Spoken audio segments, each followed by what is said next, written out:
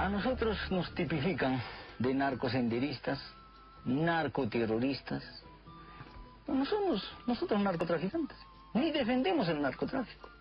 Porque nuestro pueblo, el campesino cocalero, no es un narcotraficante.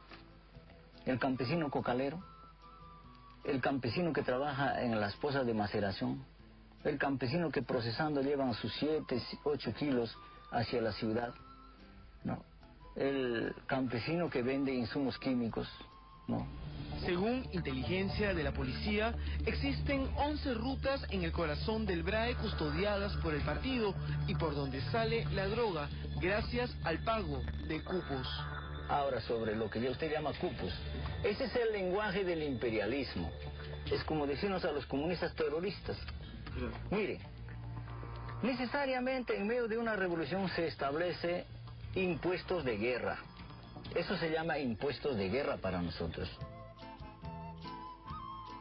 Los recientes hechos de violencia en la parte oriental del país pusieron nuevamente en alerta a las fuerzas de seguridad peruanas. Fue el propio presidente Alan García quien reconoció que algunas células del grupo se mantienen activas.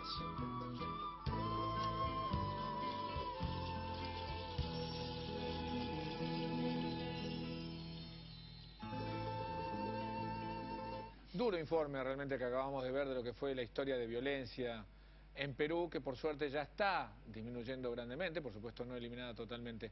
Fabián, Sendero Luminoso, ¿qué tan importante fue en la historia de Perú de los últimos 20 años?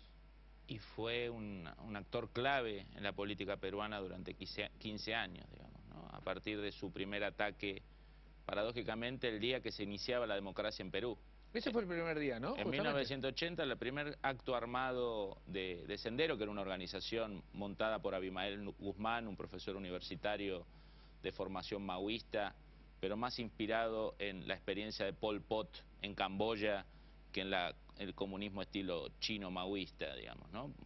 Una dosis mucho mayor de crueldad y de violencia y de colectivismo, de mesianismo, ¿no? Que se practicó en Camboya en el periodo de Pol Pot en los 70.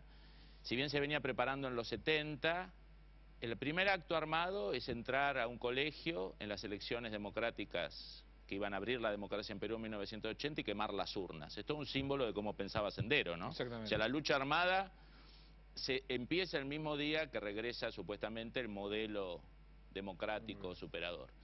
Y a partir de ahí, toda la década del 80 va a marcar un crecimiento muy fuerte, un movimiento cuya dirigencia eran personas de clase media alta, intelectuales, como el propio Abimael Guzmán, y que se fue esparciendo por todo el territorio, especialmente en la zona de Ayacucho, en el sur de Perú, pero después desarrolló capacidades importantes en zonas urbanas como Lima, y para fin de los 80 la situación era casi de desesperación, digamos, ¿no? Sí.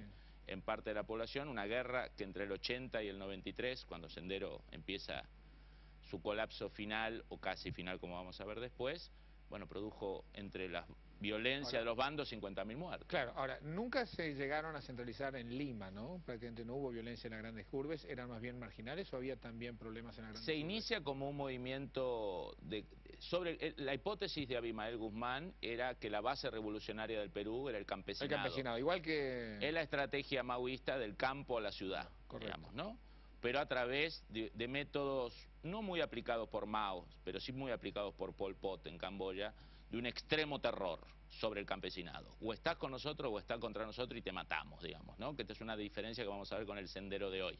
Este era el Sendero de los 80 y de... Lo que vimos recién en el informe, ¿no? Esa mujer contando y relatando... Ese es el Sendero de los 80 y desde el principio de los 90. El terror como método de control. Y después se fue entrando a Lima y para fin de los 80, principios de los 90, desarrolló ataques en grandes centros urbanos. O sea, tuvo un componente urbano ya muy fuerte. ¿Cómo termina Sendero Luminoso? ¿Cuál es la razón?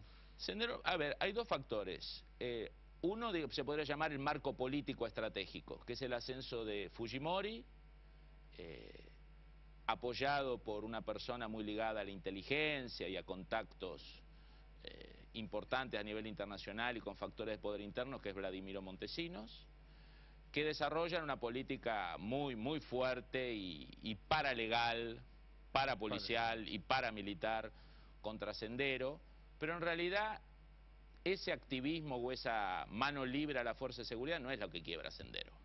Lo que quiebra Sendero es una sofisticada trabajo de inteligencia que hace la DINCOTE, la Dirección de Contraterrorismo, que hace la policía peruana, precisamente el general Quetín Vidal, que después fue durante un tiempo ministro del Interior de Toledo, en el gobierno que viene después de la caída de Fujimori, que hizo un trabajo de inteligencia sobre la cúpula, y como buena estructura vertical de Sendero, hipervertical, digamos, son este tipo de organizaciones que vos, si las decapitás, colapsa. Y lo que hizo Quetín Vidal y su gente fue hacer un trabajo muy fuerte de inteligencia que lo llevó a una casa en Lima, entre otras cosas revisando los tachos de basura de las calles, ¿no?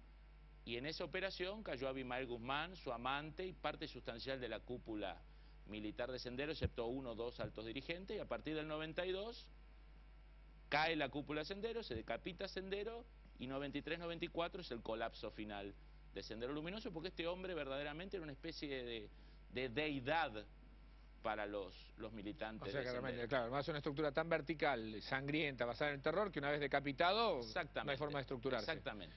Ahora, ¿qué pasa? ¿Está volviendo Sendero o no? ¿O es otro Sendero?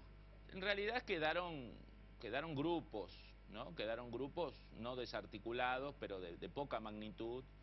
Quedaron 2 o 3 jefes de una relativa importancia, cuadros medios altos y algunos altos que no fueron capturados en los 90, sí. Pero que en los últimos tiempos esta actitud larval, en los últimos 3-4 años, ha empezado a potenciarse y a crecer, porque han hecho un trabajo de campo interesante, ahora más en la zona amazónica, en la zona del Guayaga. No tanto al norte, no claro, tanto más arriba. Norte, más zona selvática. En zona fuertemente cocalera, una zona fuertemente ligada a la producción de narcóticos, y una de las cosas que ha ido bien en Perú, vos contaste el grado de inversión, el crecimiento, políticas con cierto marco de seguridad jurídica, una de las cosas que ha ido muy mal en Perú en los últimos 10 años es la lucha contra el narcotráfico. Digamos, ¿no? En eso no ha habido prácticamente avance. Eso no solo no ha habido avances, sino que ha habido fuertes retrocesos, digamos. Son los matices que hablábamos antes. Y en ese contexto de fuerte crecimiento de la producción del narcotráfico, Sendero ha establecido, a diferencia de los 80 y a diferencia del principio de los 90, ahora sí, un vínculo con el narcotráfico, y ese vínculo con el narcotráfico, digamos, les ha permitido obtener recursos, obtener armas, y a su vez han cambiado la política de aproximación al campesino. O sea, ya no es por el terror. Ahora no es por el terror, sino ellos se muestran como los protectores, como los que le permiten cultivar coca, los que los protegen de algunos chantajes de los narcotraficantes. ¿Más parecido a la FARC? ¿Es más un modelo FARC? Exactamente, es un sistema más, digamos, los campesinos de la zona de Guayaga, del BRAE, lo llaman los tíos ahora, ¿no? Cosa muy diferente a lo que se le decía, digamos, antes había terror. Claro. Ahora se le dice el tío. ¿Por qué? Porque Sendero es como que el que viene a hacer justicia si el narcotraficante no paga lo que debe, o si la policía comete algún abuso, digamos. Están en una política, pero las cantidades de miembros, pensemos que Sendero tuvo casi 20.000 miembros operativos. Es un ejército. Un ejército mayor que la FARC. La FARC llegaron en su momento a 18.000, 19.000, 20.000 en su mejor momento. Hoy están en 12.000. Bueno, Sendero en su mejor momento estuvo entre 20 y 22.000 hombres. Hoy estamos hablando de menos de 1.000 y a su vez dislocados, digamos. Pero en el último año han logrado realizar algunas operaciones emboscadas que ya al ejército peruano y a la policía peruana este solo año y parte de fines del 2008 le ha costado más de 50 hombres, digamos. Más de 50 hombres el propio ejército. ¿Qué tan profesional es el ejército peruano?